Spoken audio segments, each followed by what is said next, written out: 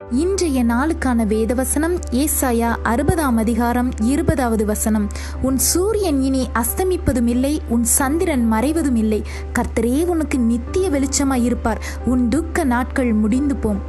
ஆமாங்க, கர்த்தர் இன்னைக்கு உங்களை பார்த்து தான் சொல்கிறாங்க, உங்கள் துக்க நாட்கள் முடிந்து போகுமாங்க. உங்கள் சூரியன் இனி அஸ்தமிக்காதீங்க, சந்திரன் மறையவே மறையாதுங்க. அது எப்படின்னு கேட்குறீங்களா?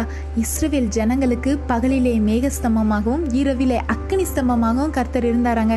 அதுபோல் உங்களுக்கு பகலிலே சூரியனாகவும் இரவிலே சந்திரனாகவும் கர்த்தரே வெளிச்சம் கொடுக்க போகிறாராங்க.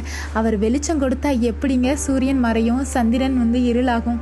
எப்போ என்னுடைய துக்க நாட்கள் முடிந்து போகும்னு நினச்சி சோர்ந்து போயிருக்கீங்களாங்க?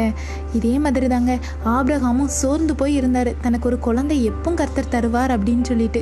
அவர் அபிமெலேக்குக்கு ஜெபிச்ச உடனே கர்த்தர் குழந்தை பாக்கியத்தை கொடுத்துட்டாருங்க. ஆனால் ஆபிரகாமுக்கோ குழந்தை இல்லாத இருந்தது. ஏன்னா ஆபிரகாம் மேலே ஒரு வாக்குத்தத்தம் இருந்ததுங்க. அந்த வாக்குத்தத்தத்தை கர்த்தர் ஏற்ற காலத்திலே தீவிரமாய் நடப்பித்தாருங்க.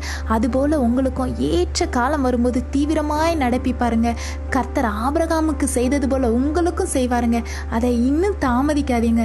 அது தீவிரமாய் நடக்க போகுது. ஆமென்.